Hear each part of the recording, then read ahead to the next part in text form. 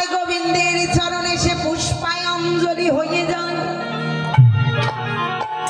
আবার আর একটা বাণ ছেড়ে দেয়, গোবিন্দের গলার মালা হয়ে দোলনা দিতে থাকে।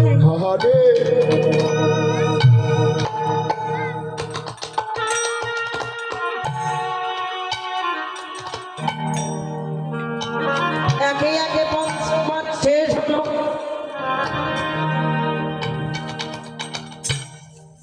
একে একে পঞ্চবান শেষ, মদনের সব কিছু শেষ।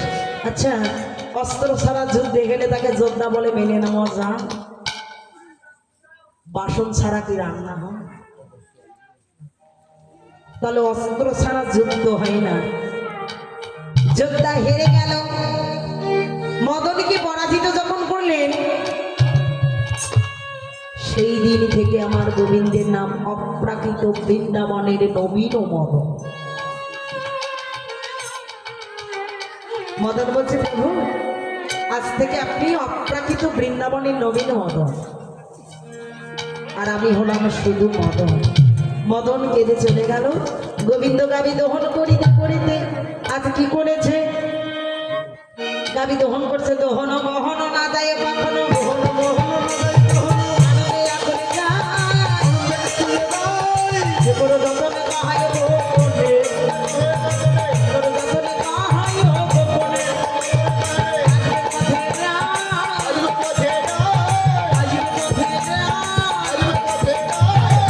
আশা নিয়ে বসে থাকো, আশা নিয়ে বসে থাকো, আশা নিয়ে বসে থাকো, আশা নিয়ে বসে থাকো, হইলে তা হতে পারে, আশা নিয়ে বসে থাকো, হইলে তা হতে পারে, আশা নিয়ে বসে থাকো, হইলে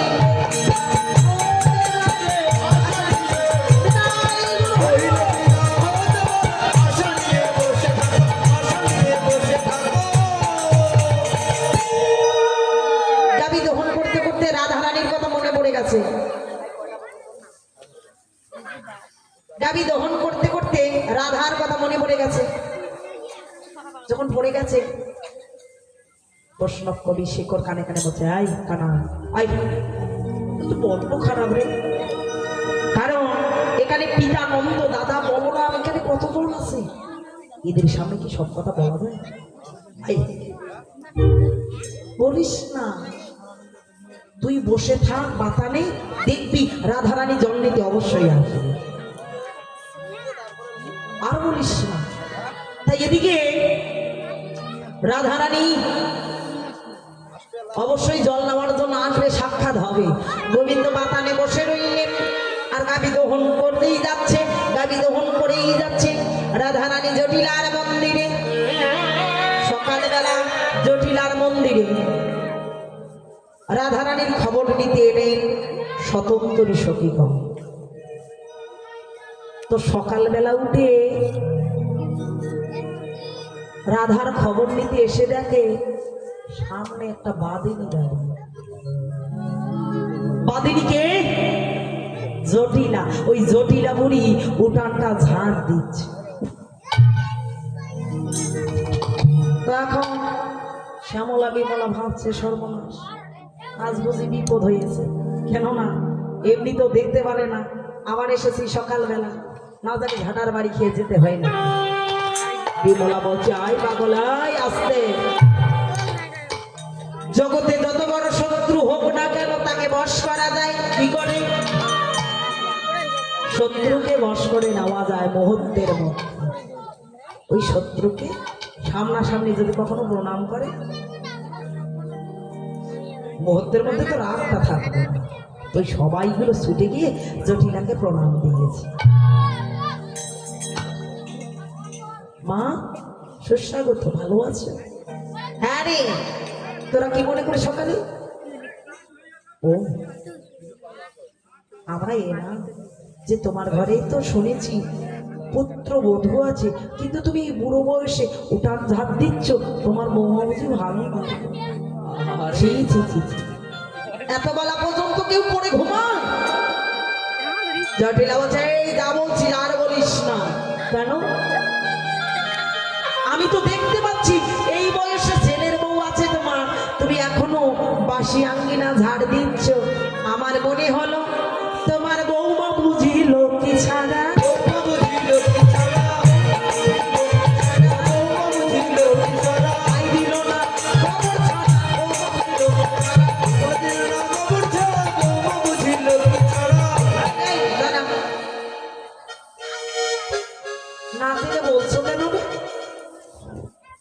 না জেনে বুঝে কখনো বলা যায়?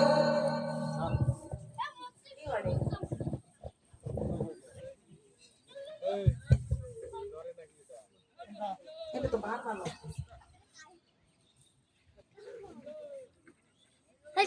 ভাই, না জেনে বুঝে বলো কেন? কি বলেছি? তোরা বলছিস আমার বৌমা লক্ষ্মী ছাড়া, তোরা জানিস আমার বৌমাকে? জটিলা বলছে আমার বৌমাকে তোরা জানিস রে? আরে কোনো ব্যক্তির সম্পর্কে না জেনে কখনো ধারণা করতে নেই। তোরা জানিস না রে শ্যামলাই? আমি জানি।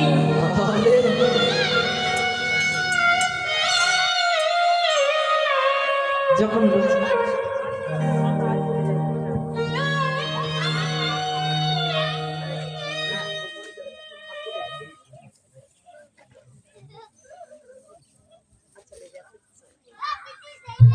তো বলছি তাহলে যে কোনো ব্যক্তির সম্পর্কে না জেনে বলতে নেই। তোরা জানিস আমার বৌমা ও সতীর সতী, মহাসতী। তোরা জানো যে ব্যক্তি সূর্য উদয়ের পর শয্যা ত্যাগ করে না তার দ্বারাই কোনোদিন ভজন হয়। যারা ভজন করে তাহলে সূর্য উদয়ের আগে তাকে উঠতে হবে ব্রহ্ম মুহূর্তে। সূর্য উদয় হয়ে গেছে আর তোরা বলছিস আমার বৌমা ঘুমাচ্ছে। কে বলেছে? গিয়ে দেখো ভজনে বসেছে কিনা। চোরের মুখে রাম নাম কেউ শোনে না। জটিলা সারা জীবন দেখিলাম ও বাদিনী, কিন্তু আজকে এত সুন্দর কথা কেন রে? জটিলা বলছে শ্যামলা রে তোরা জানিস না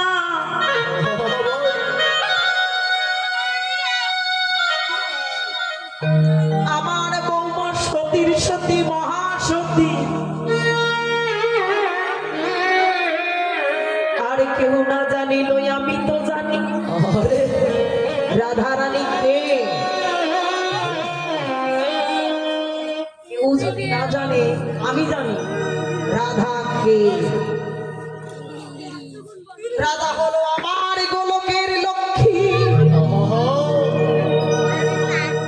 লক্ষ্মী আমার ঘরে বাঁধা আছে।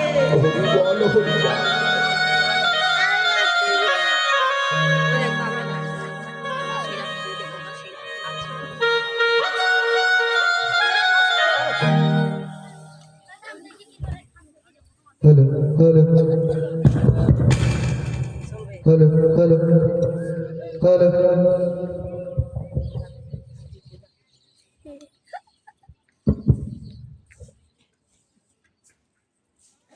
हेलो लक्ष्मी যদি আমার ঘরে বাঁধা,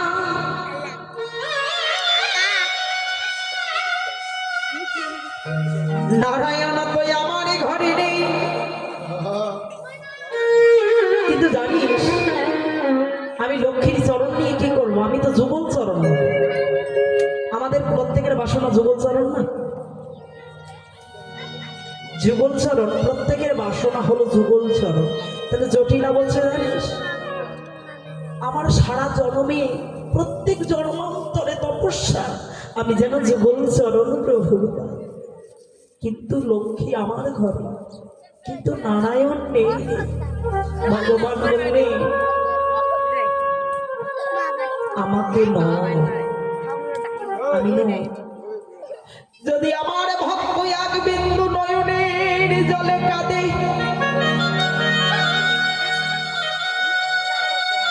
আমি ভক্তির মানুষ অর্থাৎ নয়নের জল সহিতে না পারিয়ে,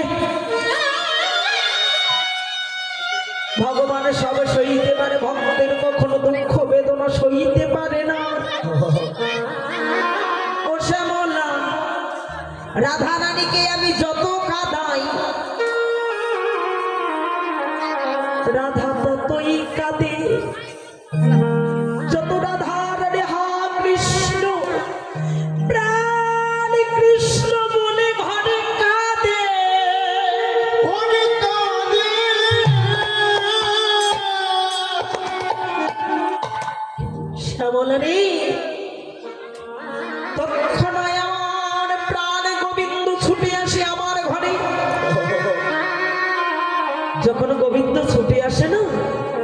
রাধা গোবিন্দ যখন যুগল হয়ে থাকে আমি কি করি জানিস?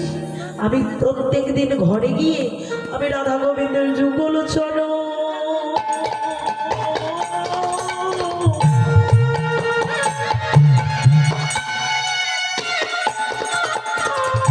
আমি ভজনা করি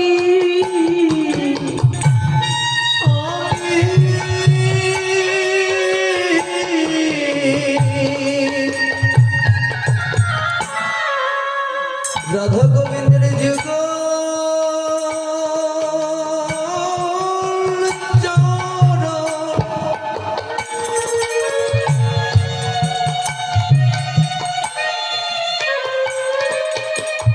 ওই আমি ভজন করি আমার সেদিন জুড়ালো জুড়ালো সখিরে আমার পরাণ জুড়ালো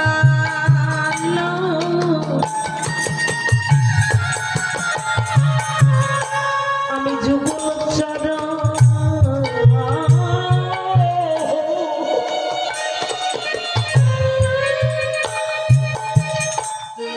যুগল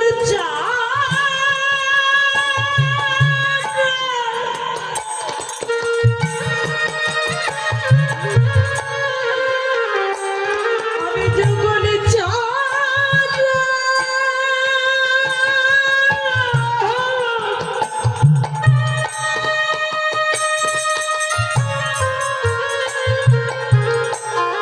সখিরে ভজন করি ওরে জুড়ালো জুড়ালো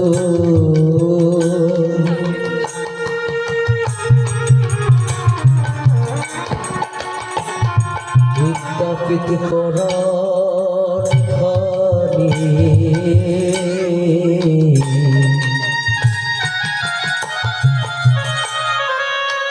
আমি রাধা গোবিন্দের যুগ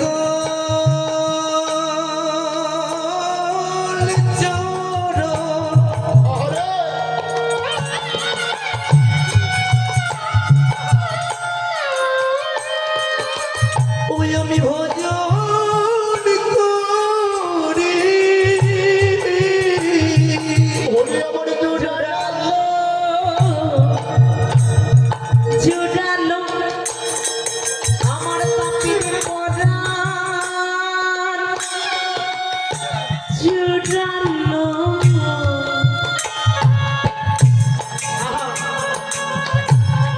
গোবিন্দের যুগল চরণ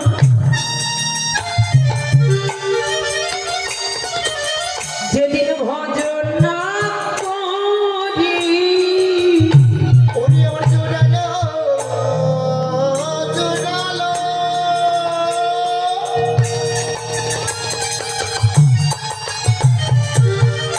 ওরে আমার কাপড় পরার জোড়ালো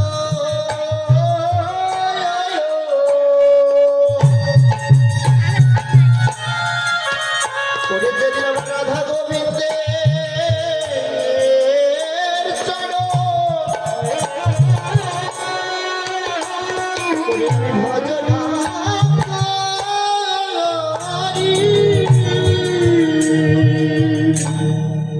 শ্যামলা বিমলা সংগীত হয়ে গেছে বদনে ভাষা হারিয়ে গেছে বদনে কোনো ভাষা নেই যে জটিলায় এত প্রধান্বিত সুবশ হয়ে গেছে কেন জানে এই জগতের বুকে সবচেয়ে অসাধ্য সাধনা হলো মানুষের চরিত্র বদল এর মতো কঠিন কাজ হয় তাহলে শ্যামলা লক্ষ্য করলেন যে জটিলার মতো যিনি প্রধীর তাকে পর্যন্ত রাধারানী বশ করে নিয়েছে তাহলে নাওয়ের কি গুণ ভজনের কি গুণ ভক্তির কি গুণ ভক্তির কি শক্তি ভক্তির কত সত্য আজ কম্পিত হয়ে গদগদ স্বরে গানা গদগদ স্বরে গিয়ে ও যে শ্যামলা বিমলা অবলা মঙ্গলা আহিল রাধিকার পাশে ওরে শ্যামলা বিমলা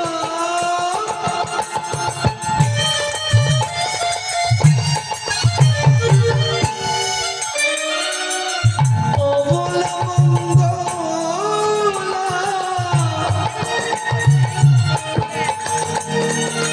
আইলা রাধার পাশে ওরে শ্যামলা বিমলা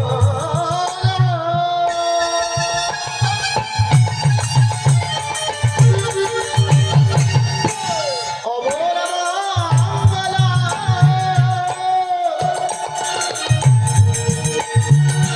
আইলা রাধার পাশে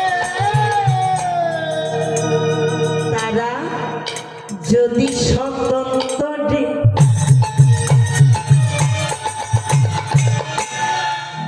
তথাপি রাধাজি প্রাণের অধিক ভালোবাসে যদি স্বতন্ত্রী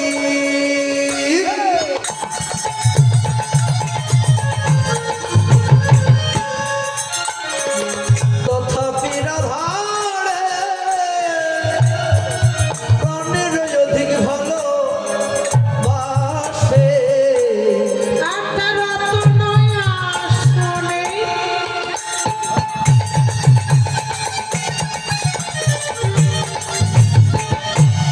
রাধা বসালো যতনে বলেছি মধুর ভাবে ওরে আপন রতনয় আসনে বসালো যতনে পলাশে মধুর ভাবে রে মধুর ভাবে পলাশে মধুর ভাবে রে পলাশে মধুর ভাবে রাধারানী মধুরে মধুরে ভাবে জিজ্ঞাসা করছে কি রে সকালবেলা কেন এত সকালে তোরা আমার আনবি না কি চাই শ্যামলা বিমলা উত্তর না দিয়ে বলছে রাধে একটা প্রশ্ন আচ্ছা বন্ত তুই যে রতন সিংহাসন অর্থাৎ আসনটা দিলি এই আসনে বসলে কি গোবিন্দ পাওয়া যায় রে?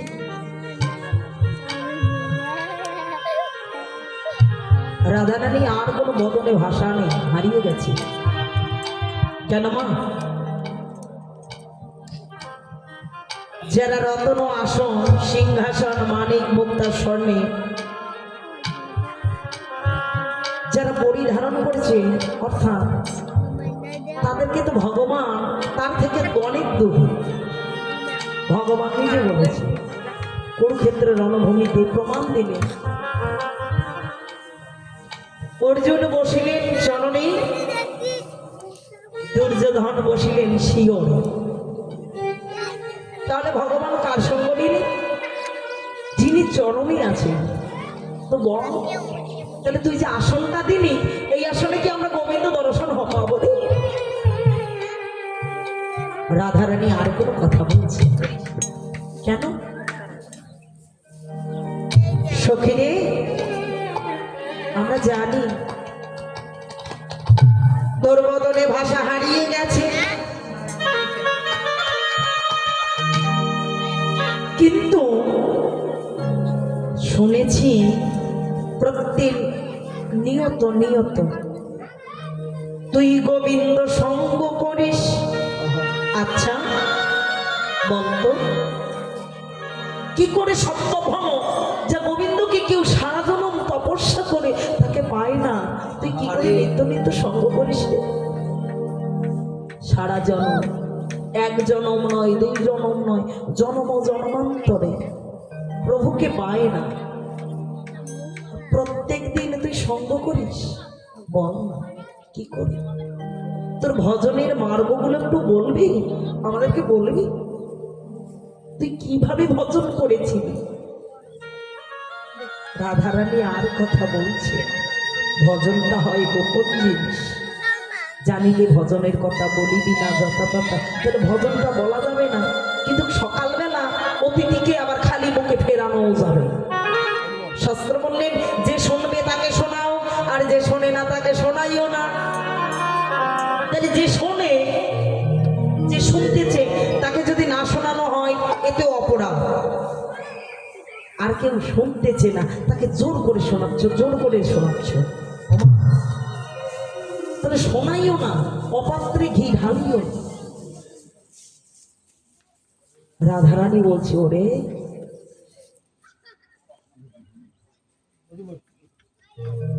রাধারানী আমার বদনে ভাষা হারিয়ে গেছে।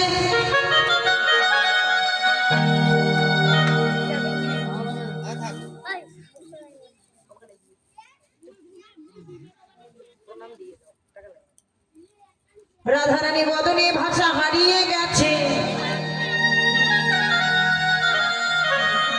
সখীগণ আমার বলছে, ও